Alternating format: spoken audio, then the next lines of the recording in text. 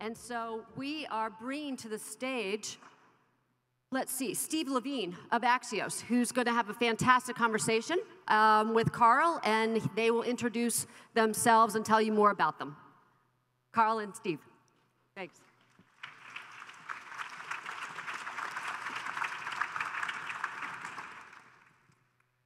Thank you. Thanks very much. I'm Steve Levine, future editor at Axios. And Karl, you want to say who you are? I'm Karl Iagnemma. I'm the CEO of nuTonomy. We're here. We're going to have a conversation about the present and future of self-driving cars. And so the first thing that I wanted to ask you, Karl, so it seems every day we're hearing another announcement from a car maker, whether it's Germany, United States, Japan, China, UK's biggest vacuum cleaner maker, getting into the self-driving car business. And the forecast we're hearing is robot cars, and we hear 2019, which is less than 2 years away. Sometimes we hear 2021. What's the real state of play? What's going on with self-driving cars? Well, you know, it's an enormous opportunity. The reason you have all these car makers and non-car makers, vacuum cleaner manufacturers, companies like Apple, you know, who haven't built cars before, the reason they're all trying to get into the car business is because the car business is global and massive. If you look at the opportunity for selling cars, let's say that's your business. You know, worldwide last year there were about 80 million cars sold. If we assume the average price maybe $20,000 a car, that's about $1.5 trillion market. You know, trillion with a T. And if you look at the number of miles driven last year worldwide, that was about 10 trillion miles. So if you're in the business of selling miles, you know, if you're a taxi operator and you could sell those miles at 50 cents a mile, that's a $5 trillion market. So everybody's racing toward this big economic prize. The reality is that the technology is not finished yet. You know, we like to say sometimes that we're sewing the parachute on the way down, meaning that we've got plans to put a product on the road. You know, we're getting all the mechanics in place to do that, but the technology today is not quite finished. So we're in the R&D phase. Now we're making very fast progress. I was just in one of our cars about 2 hours ago in the seaport. We cruised up Summer Street, we cruised back down, and you know, things went pretty well, but it wasn't perfect. So the question is, one of the biggest questions in the industry is, how long is it going to take us to get to perfect? Because until the technology is perfect or almost perfect, you can't put it on the road because lives are at stake, quite literally. The current state, you just said something very important. So when Elon Musk says, I've got an autonomous car now, that's not true then. It's not a truly autonomous car. Yeah, so Elon Musk said something I think very specific. He said, we've got a car with all the hardware ready for autonomous driving. What he meant was it's got a powerful computer in the trunk and it's got a bunch of sensors that helps the car see the world. What he didn't say is that we've got a car that has the right software to be fully autonomous. And the reality is the difficult part of this whole thing is not really the hardware. I mean, we've had fast computers for a long time. We've had these sensors around for quite some time, most of them at least. We have not had the software, and we still don't have the software that's smart enough to put a car on the road that can be both safe and smart and drive basically like a human driver. So all the companies out there, and nuTonomy included, what we're really racing toward is getting that software exactly right. And to give you guys a sense of this, and I don't know if this will make you nervous or not, but the complexity of that software, this is more complex than the software that's on an aircraft. It's more complex than the software that's probably on your typical spacecraft. It's really pretty unprecedented in complexity. We're going to get there. By the way, I really want to apologize about the echo in the room. So let's back up. We will loop back to that, but let's back all the way up and explain from a very basic level, what are we talking about? What is a self-driving car? Well, a driverless car is basically a robot on wheels. You know, from the outside appearance, it looks like a normal everyday car.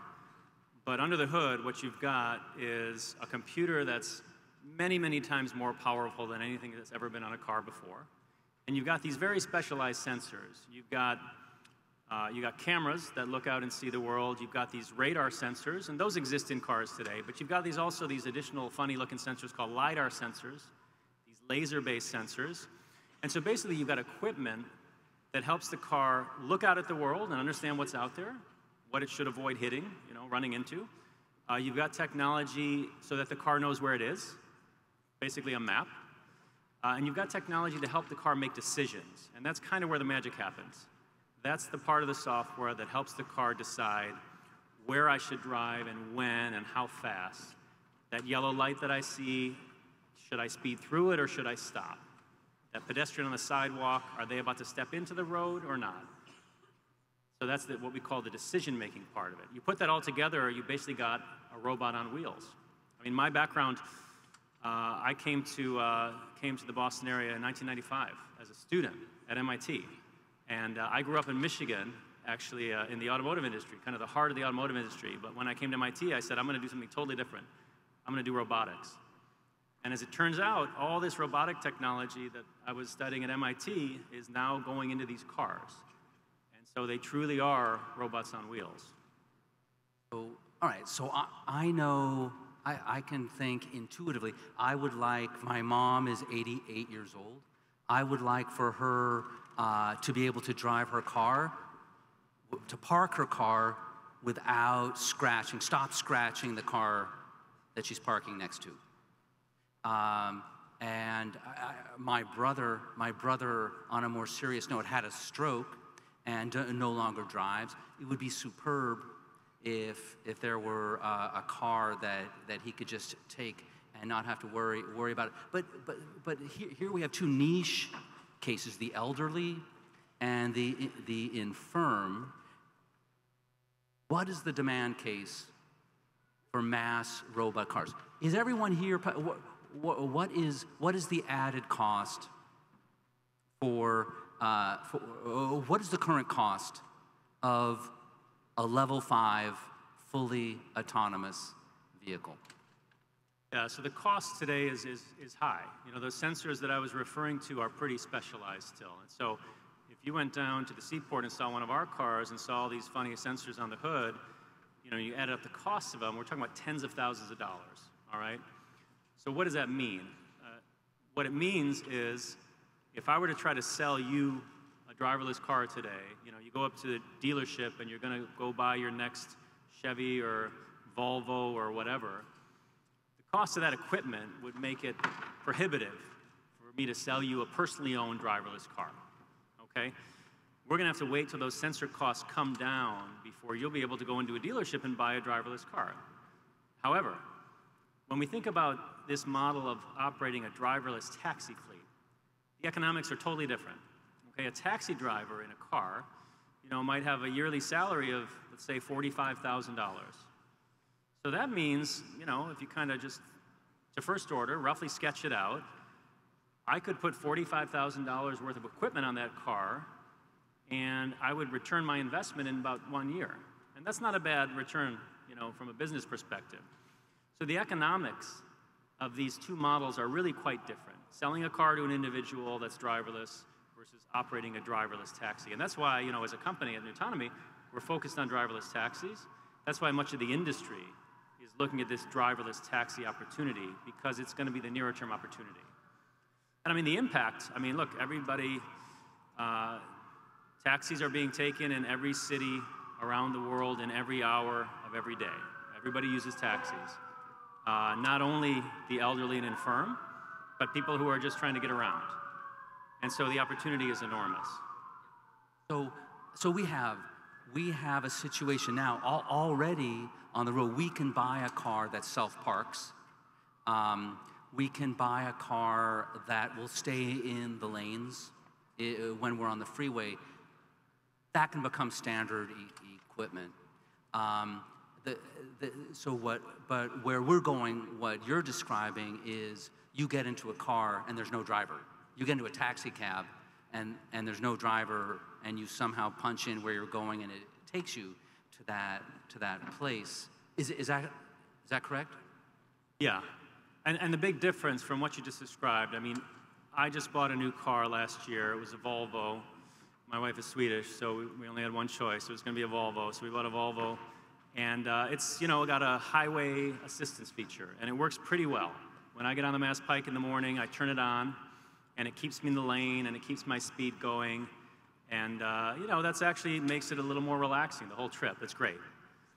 What that car can't do is roll up to an intersection in downtown Boston and understand that it's a red light, and then understand when that light turns green that it has to wait for oncoming traffic before it makes a left turn. So the difference in complexity of doing that intersection versus just cruising on a highway is just a massive difference. So that's why, you know, today you can go buy this highway cruising feature. You can go buy a parking feature. It's because although that's an automated driving task, an autonomous driving task, it's a much, much simpler one. And so what we're building toward as an industry is solving the more complex problems. And the point is that until you solve those really complex problems, you can't really unlock the big opportunity. You know, I can't punch in a destination on my phone today and have my Volvo take me from door to door. It doesn't know how to do it. But when we get this software exactly right, that's what you'll be able to do. And you'll be able to do so in a car that's not only safer than a human-piloted taxi, but it's cheaper, and it's going to be more efficient.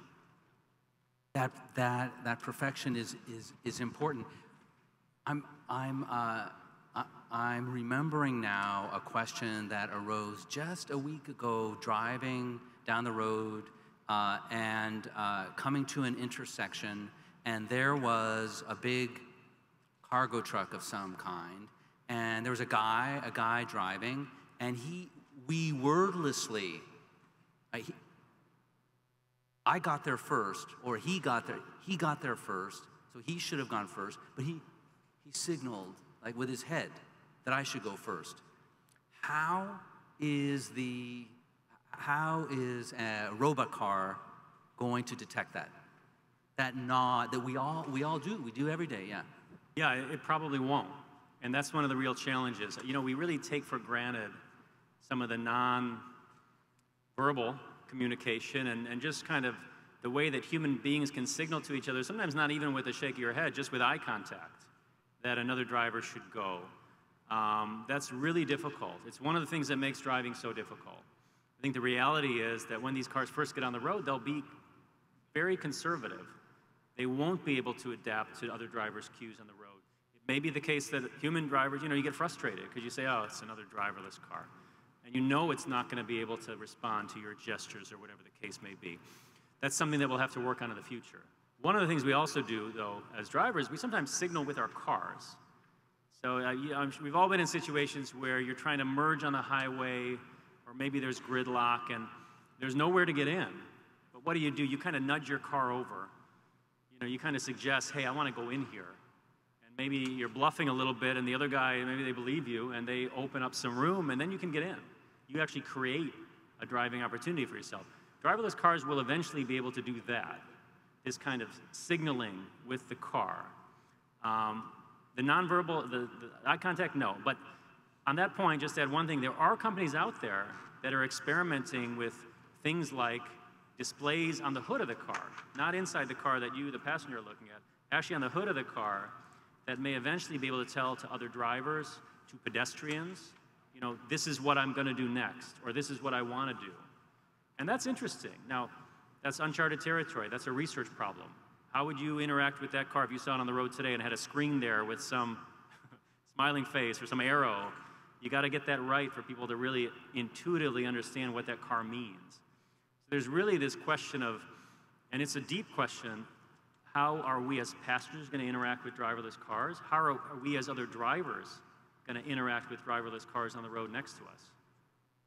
Let me loop back to a question I had hinted at a few minutes ago. So again, we know that people would like to be able to park without anxiety and be able to zone out rather than having to stay alert while they're in traffic, however long that is on the way to work and back. And we also don't know at the end of this R&D period what that extra equipment is going to cost. Look what leather seats cost. Look at what a sunroof costs. So it could still be a good several $1,000s. Who here? So we paid $30,000 for our last car. It's a Honda Odyssey. Who in the audience would pay, buying a $30,000 car, who here would pay $10,000 more to have autonomous driving, fully autonomous driving? That's quite a lot of few. people. Yeah, that's good. Who would not? Rich Bostonians out here, 10,000 bucks. Wow. Yeah, Okay. there's your signal. You go back and tell the. Well, but I'll tell you, I think the industry is assuming that most people won't pay 10,000. Most people might pay 5,000 or 6,000, and so that means you want to make a bit of profit on that, right? So that means that the price of the stuff you can put on the car to sell a $6,000 feature might only be $2,000 or $3,000. So the cost of components, I was hinting at a while ago, might be tens of thousands. They got to come down. But this is typically how these things work. I mean, for those of you out there that have a car that does what they call adaptive cruise control, you know, speed up, slow down in response to the traffic in front of it, that uses a radar technology, okay? And radars, they only started being put on cars, I'm going to say about 20 years ago. And the joke used to be that the radars were so expensive. The first one was put on a Land Rover. The joke was you would buy the radar, they'd give you the car for free because that sensor was so expensive. And now radars, you know, you're not going to pay more than, it's not tens of dollars, but it's not more than, you know, $100 or a couple. It's not that expensive. And so these very specialized components, when people start buying them in mass quantities, the cost is going to come down. To what degree are autonomous cars going to be, by definition, electric cars? That's a good question. So there's no reason an autonomous car has to be electric. You know, at my company, we've put our software on 6 different types of cars today. Most of them were electric, but some were internal combustion engines. The engine technology itself, you know, we're flexible with respect to that. Autonomous driving technology is just software code mostly, that at the end of the day, it spits out an instruction to the steering wheel, to the throttle, to the brake, and says speed up, slow down. It doesn't really care if it's electric or internal combustion. But with that said, you know, there's a nice synergy between electric vehicles and autonomous vehicles for a few reasons. One is that electric cars are really today already sort of computer controlled. You know, an electric car is a big motor strapped to your wheel, and there's a computer somewhere that sends it a signal to, you know, send a certain amount of power to it, and that dictates how much it's going to spin and what torque. And so we can kind of tap into that signal with our computers and say, okay, I'm going to now tell you what to do to be autonomous. So that makes the whole process a bit more convenient. You know, the other part of it is, you know, electric vehicles, one of the reasons people don't love electric vehicles is because of range anxiety. You're nervous, is it going to run out of power, you know, on the ride to grandma's house, right? But when we think about this model of putting a fleet of autonomous taxis on the road, we don't take taxis to grandma's house. We take taxis in town to go from point A to point B, and most of our trips are shorter than a few miles. And so when you think about it, if you had a fleet of autonomous electric vehicles, there's no notion of range anxiety. That disappears. And you've got a system that I just said was easier to control from a computer perspective. So you got all these nice synergies. Electric vehicles are also simpler than internal combustion cars. I mean, many, many fewer parts, suggesting there'll be lower maintenance costs over the long haul. So if I'm here thinking, you know, as a CEO, I want to put a fleet of these cars on the road, electric cars start to look pretty good. Let's put on our forecasting hats. So if you you put autonomous cars on the road, and you are able to bring down the costs like you're suggesting, could there be a taste change moment where consumers simply won't accept manual cars anymore and make obsolete the entire existing fleet with all of those cascading impacts from that? current petrostates, oil companies become obsolete, and those governments then are in trouble. These swaths of our cities that are given over to parking lots and parking garages, those become blank spots in the city. Is this a potential future, or is this science fiction? Well, I think potential is a good word. You know, I'm obviously a true believer.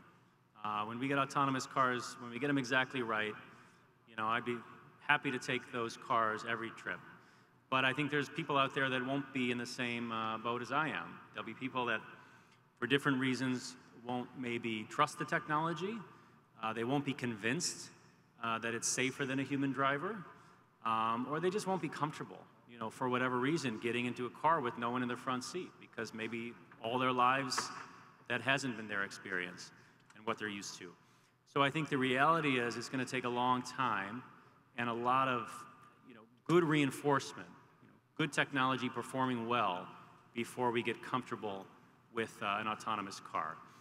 Doesn't mean it can't happen, and I'm optimistic that it will. I mean, we used to get in elevators. This was not in my lifetime, but there were elevator operators. This is an automated technology now. It's a simple one. It goes in one dimension, but it's now automated, and in some sense, we trust it with our lives, right? It's got to work. We get in planes all the time that are largely automated, not completely, but a lot of that flying task is performed by a computer. And the aerospace companies have worked very hard to make sure there's enough redundant systems and all this stuff so that it doesn't fail. Occasionally it still does, but we tolerate that risk because we trust it. So will consumers in the large, at scale, will they end up trusting autonomous cars? Eventually, I think they will. So what happens when we get to that point? You know, it's a really interesting question, because I mentioned a second ago, when you got a fleet of autonomous cars on the road and you can coordinate their activities, you can build a transportation network that's just much more efficient than the cars on the road today. Let me give you an example. Imagine if everybody in the morning rush hour wasn't trying to go down the same path like they do today, but we're all agreeing to fan out across the city and lessen, you know, the congestion on any particular route. That would be pretty great, right? We think about the impact on safety. You know, 94% of all accidents on the road are caused by human error. You can eliminate the human error, in principle, you can eliminate 94% of these accidents.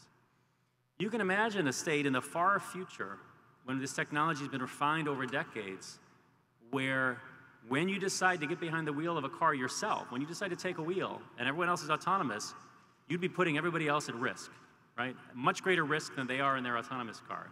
And it'd be some kind of moral hazard to them to have you behind the wheel. Now, there's a conceptual end state where it becomes illegal to drive a car because the alternative, an automated technology, is so much safer and so much better for society. It'll take a long time to get there. This is a major point, just repeating that. We could reach a future when it becomes illegal to have a manual car. It's just like it is today not to wear your seatbelt. And this is decades, yes?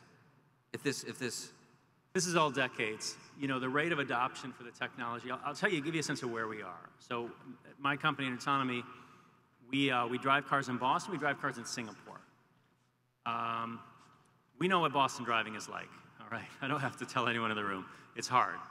Singapore is a much, I would say, kinder, gentler atmosphere. The roads are in perfect condition because they don't have these hard winters, and so, okay, the roads are fine. There's not that many cars on the road. They restrict car ownership. They don't encourage it, and so the traffic congestion is pretty light. The infrastructure is good. The road networks, you know, are all pretty easy to understand. There's none of these crazy intersections where you're not sure where you're supposed to drive. Our cars do very well in Singapore. They drive very safely, very confidently. We're still getting up to speed in Boston. And so when this technology gets on the road, it's going to get on the road first in the Singapores of the world, in the cities like Singapore, the places where it's easiest to drive. We'll figure that out, and then over time, we'll get into the Bostons of the world, cities like that. We'll get to New York City and Times Square at rush hour. That's a few years down the road. And it's a few years further on still before we get into the New Delhis of the world, where there's much less structure and the traffic driving conditions are much more chaotic. So when we think about mass adoption at a global scale, I think the reality is the progress is going to be incremental. It's really going to be city by city and kind of type of city by type of city. And it'll be a long time before, when we think at a truly global scale, we can go to any destination, as tourists say, and expect to be able to hail a driverless car.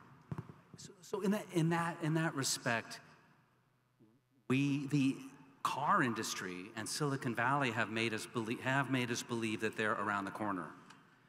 This is hype. Is that well? Correct? Look, I mean, there's an element of truth in everything, and it's all a question of degrees. I would argue, and I know you're a journalist, Steve, but I would say sometimes it's the popular press that suggests that this is right around the corner. And to be clear, though, I mean, a lot of the companies don't discourage this belief because they want excitement about the technology. They want to be convinced that these big investments they're making, there's a big market for it. Okay, so the technology. Let me put it this way: we are very close to the day, and in fact, the day is here today. As I said, I was in a car this morning that was driving on Boston streets in a driverless fashion. The day is here today when you can experience a driverless car, but it's not true that we're going to wake up tomorrow and have all the cars on the road in Boston be driverless. That's going to take some time. Now, you mentioned Singapore. What does it look like? What does your system look like there? How does it operate? How many cars? How many passengers is it taking? Yeah, so we're at a fairly small scale in Singapore. We got about 20 cars on the road. But what we're demonstrating today in Singapore is what the future service will look like at large scale. So in other words, if you were in, let's say we were in our office in Singapore today, you could go and call one of our cars. We could step out to the corner. You could hail one of our cars with an app. The car would drive and pick you up. And you could tell it where you wanted to go in a restricted part of the city. And it would drive you on your way, and it would drop you off, and off you would go. And right now, today, it's a fairly small fleet in a smallish part of the city. Next year, it'll be a larger part of the city with a bigger fleet. The year after, it'll be probably the entire city with a much larger fleet. So we're kind of on the path to scaling the technology to a single city, and then we move from city to city. Singapore is a really interesting place. Today, there's about 850,000 personally owned cars on the road. And my co-founder, who was a fellow colleague of mine at MIT, he did a study, and his study was to understand, what if we took all those cars off the road and replaced them with driverless cars? How many driverless cars would we need to serve the transportation needs of Singapore, compared to their current fleet of 850,000? The number he got, 300,000 cars.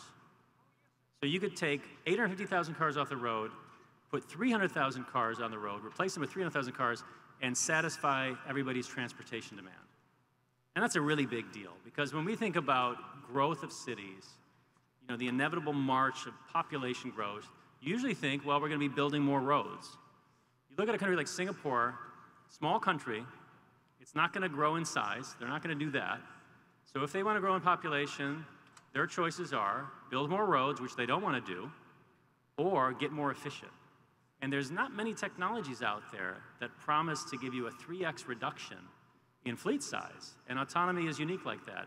And what then that lets you imagine is, what if we could reclaim some of these roads? What if we could reclaim some of these parking lots?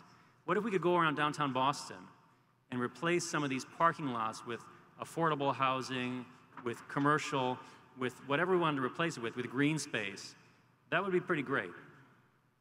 Right. So this is, let's do a little chunk on future of the city.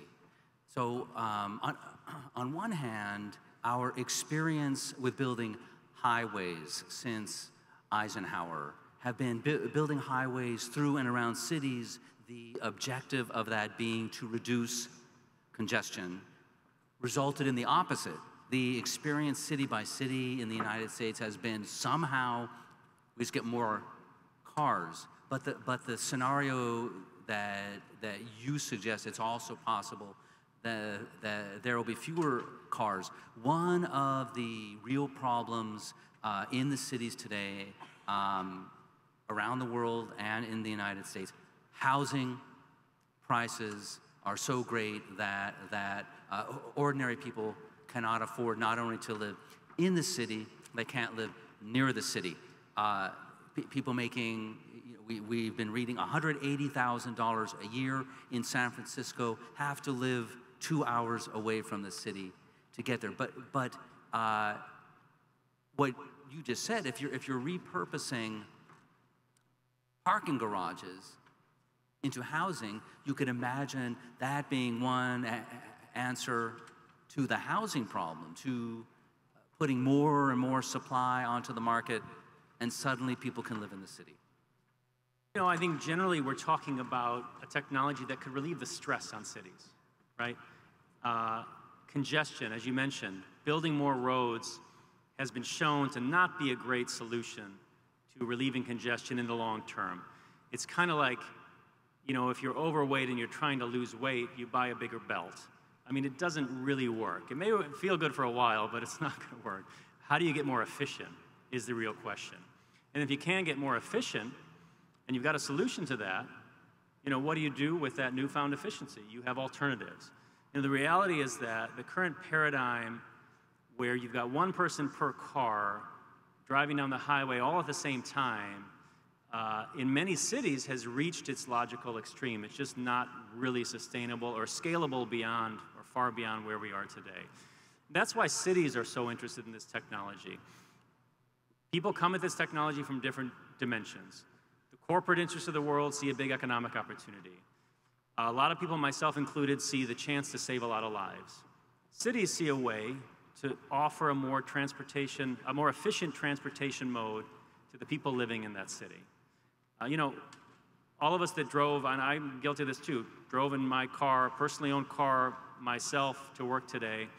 That car, which I paid a lot of money for, I put to use about 4 or 5% of the time. It's a really expensive asset that's vastly underutilized. And so, you know, there's got to be a better way. Autonomy is a neat technology because it addresses all these various different problems kind of in one fell swoop. Just throwing out a statistic, what you're hinting at, 1.3 million people a year die on the roads around the world. And the idea is that that statistic can be much reduced in a world of autonomous cars, correct? Absolutely. In the US alone, it's about 40,000 people.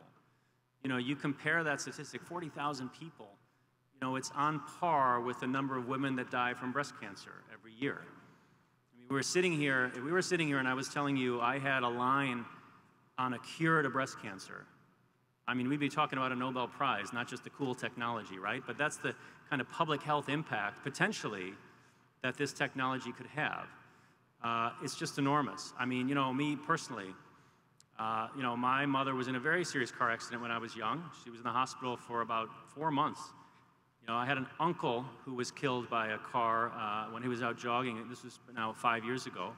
My grandmother was killed when she was crossing the road by an automobile. But my situation isn't unique at all. I think probably everyone in this audience has a close family member or knows someone well that's been impacted significantly by an auto accident. And I mean, that's horrible.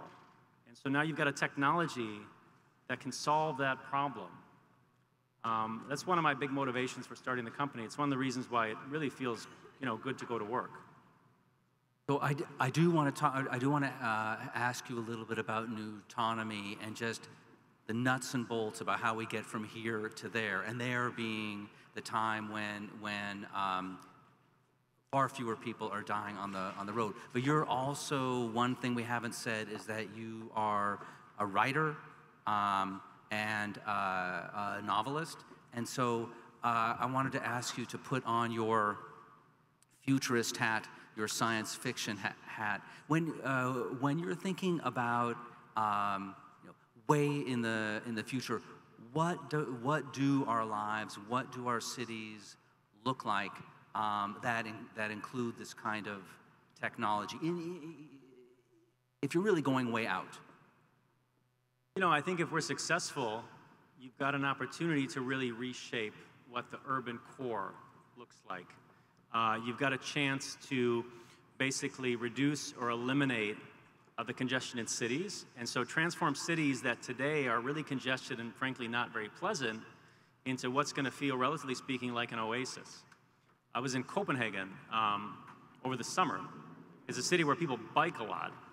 We were actually driving into the city center. I'd never been there before, and I asked my wife, you know, are we there yet? Because there's nobody here. And she said, well, yeah, because they're all on bikes. It was a great experience. I fell in love with the city in part because there were fewer cars. You know, the other interesting aspect to this is thinking about the experience in the car itself in the future. You know, today, the cars that we put on the road and convert to autonomous driving, they're normal passenger cars. We buy them off the lot, in fact. And it's going to stay like that for a few years. Once the market is established, once automakers become convinced people want this technology and are willing to use it, they will start designing the car around the autonomous experience. So, I mean, what could that mean? It could be that you get into a car of the future or let me take a step back. You have a choice when you call one of these cars. You know, what's the purpose of your trip? Is it leisure or is it business? There may be a car that are optimized around different experiences. If it's a business-focused trip, you may be able to call a car that has essentially a workspace, that has large displays and more comfortable seating, for example. It doesn't look like a car of today. It might look more like a business class seat, you know, on an airplane of today. When you call Uber, you would say, I want the desk car. When you think about the way we might use these cars, you know, we're starting to see more and more the use of shared transportation. You know, this Lyft line and Uber pool where you can call a car, and if you're willing to share that trip with another person, you can save some money. Quite a bit of money sometimes. Some people do that today. Other people are a little bit less comfortable because you're getting in the car with a stranger and you're sitting right next to them and they don't love it, right? But what if that experience was more like that business class experience where you could put up a partition and you really felt like you were in your own little world? And yeah, maybe there was someone sitting, you know, 9 inches away from you, but they were behind a little screen and you didn't see them. Would you be more willing to share that trip? I think you probably would. So we can imagine a vehicle of the future that's designed around the autonomous and the shared experience. But it's a bit of the chicken and the egg situation. Automakers aren't going to invest the money to build those cars of the future until they're convinced that the technology is there and then the market is ready for it. Wait, before I go, okay, let me go ahead and ask that. But they are pouring, we're getting tens of billions of dollars poured into this space. There's not a definite demand case for that. Why are they doing that?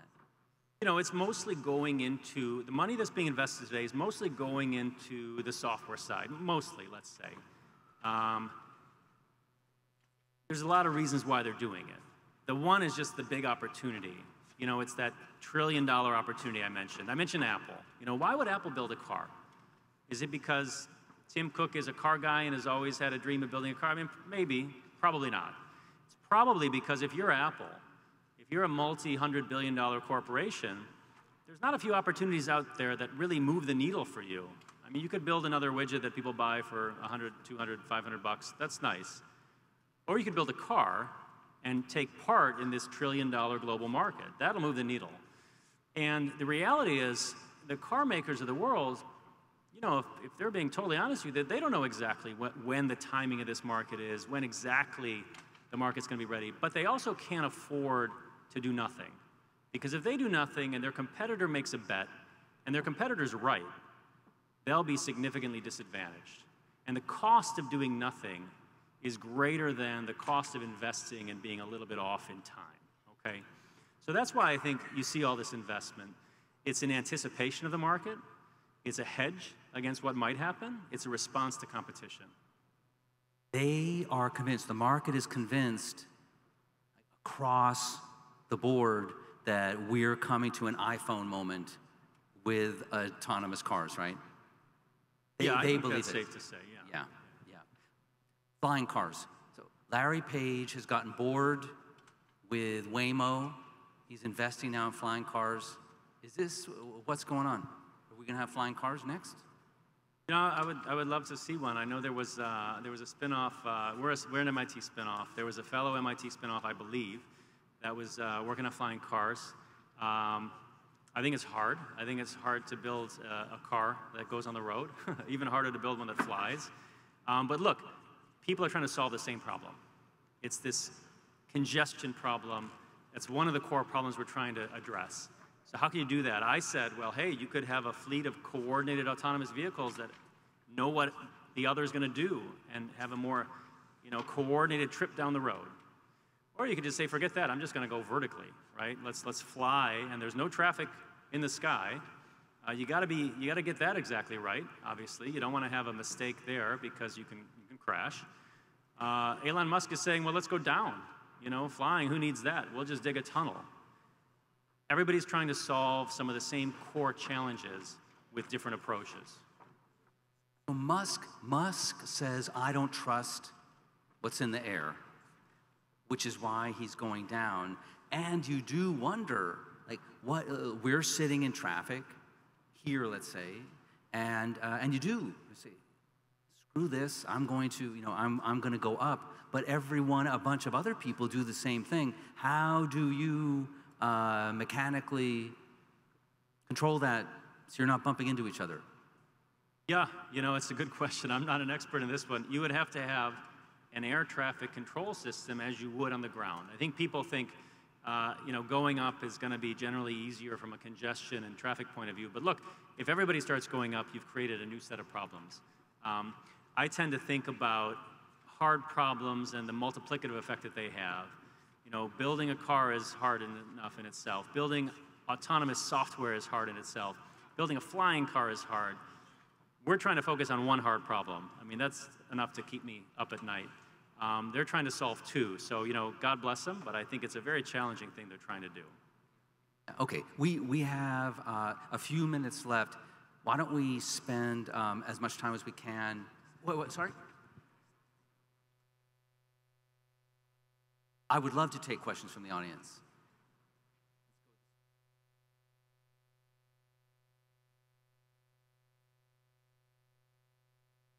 Can you comment on the risk of bad guys or entities hacking into the autonomous cars and making them inoperable, and/or hacking into GPSs and screwing those up to make cars inoperable? So comment on the risk of hacking. I'm sorry, I didn't catch the last part. Okay, through GPS satellites. Well, look, I mean, this is probably, yeah, so the question was, can we comment on the risk of hacking through different modes, GPS satellites or in the car? Every system, generally speaking, can be hacked into. It's probably not the answer you wanted to hear, but whether it's your computer, your phone, there's vulnerabilities in system that if someone has really bad intent, they'll find a way to get into it. Cybersecurity for the cars, I can tell you, is one of the biggest concerns of everybody in this industry. Because we know, we can't put one of these cars on the road until we've got that problem figured out and gotten it exactly right. And in fact, there's been a whole sort of, I would say an industry, a whole raft of companies that have emerged specifically focused on this problem, cybersecurity for automotive applications.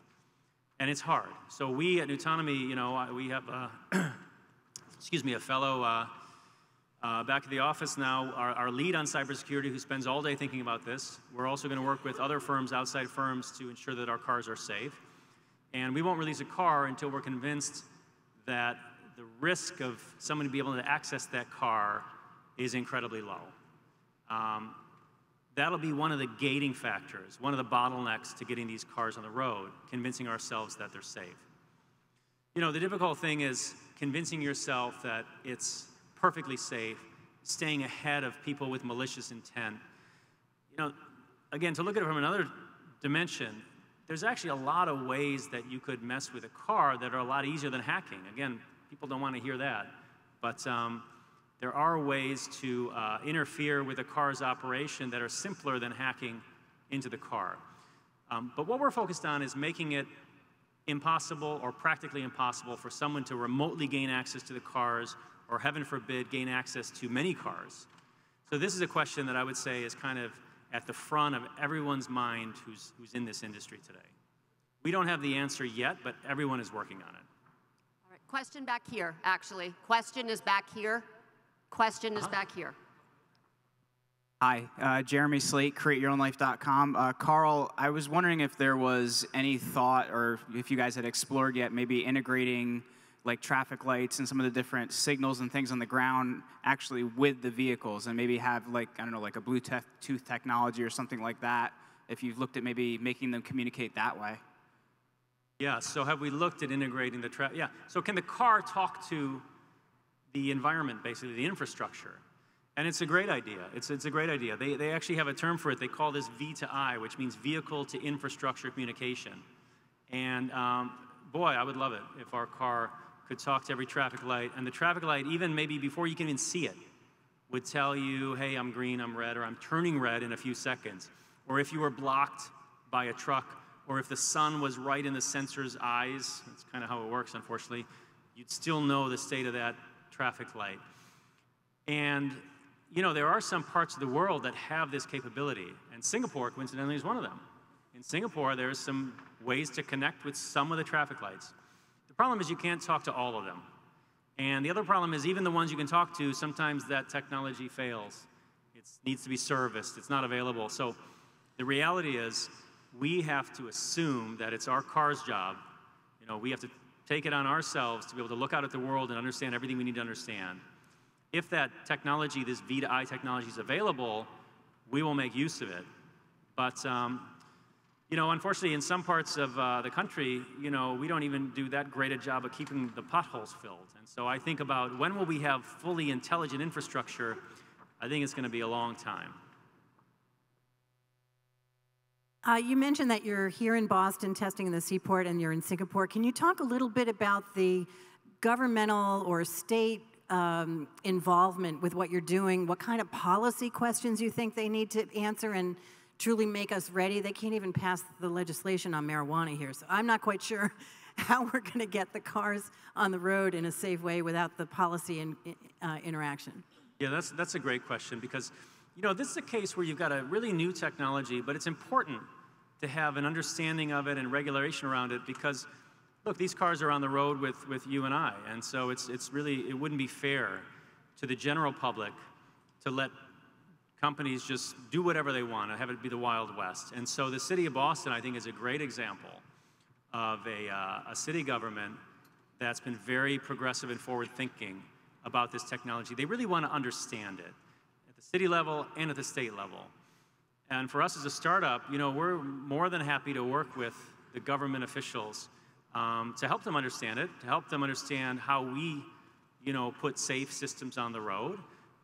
We see that as a great relationship and really beneficial for us. And that's what we've done in Boston. You know, we work closely with City of Boston, with Department of Transportation, with kind of officials at every level of the system. We have regular calls with groups in the mayor's office. Bi-weekly, we give them quarterly reports on what we're doing just to make sure they're updated. And you know, that gives us also a chance to have a voice in the process. We don't need to write the bill ourselves, but we want to be able to say, look, this is the reality on the street today. This is what we face as companies. This is regulation that would make sense for everybody. And to have a chance to shape the conversation. There's a lot of discussion happening at the state level in Massachusetts, California, really every state, and also at the federal level. Everybody's trying to figure it out. What people don't want is to have 50 different sets of rules for 50 different states, so that if I took our car and drove across the state line into New Hampshire, all of a sudden I have to change a lot about how I was operating. That really wouldn't work. So the federal government is in the process of, they've actually had some bills passed at the federal level recently to try to unify the regulatory thinking about driverless cars. And last question over here. Thank you, and thank you for that last comment about the role of public policy. You painted a fairly rosy picture around the future of decongesting the streets The era of single occupancy vehicles has reached its limit, you said.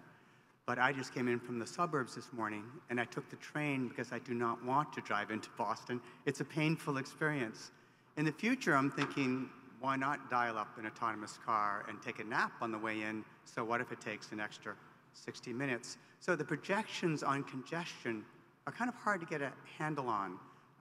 What gives you the confidence that we will create the incentives for people to share rides, even coming in from the suburbs, and not own their own vehicle? That's a great question. I mean, like, you know, and I agree. I was saying before that some people just don't want to do it. That's the reality of it. But there are people that do, and I think it's increasingly more. I think when you speak to people of a younger generation in particular, they're much more open to it, in part because it's cheaper and they're looking to save money, but in part because it's just a different cultural, you know, mentality to some degree. I also think, and I'll be honest with you, I mean, I've shared rides plenty of times, but I don't always love it. I don't, it's not a great experience. But if that ride, again, was kind of more the business class-ish experience, and I could feel like somehow, not isolated, that's not the right word, but I had my own space in that car, I don't think I would care if there was 1, 2, 3 other people in that car. If it was cheaper and it was a comfortable experience, I think I'd be willing to do it. And I can say that quite honestly. And I think there are other people that would feel the same way. So can you ever force people or guarantee that they'll share rides? I don't think you can. Can you subsidize it? Can you incentivize it? You probably can, and that's probably another discussion. Can you also shape the experience so that people are more comfortable with it? I think you definitely can. That is our time. Stay tuned for the future. This is happening. Thank you very much, Karl. Thank you. That was great. Thanks a million.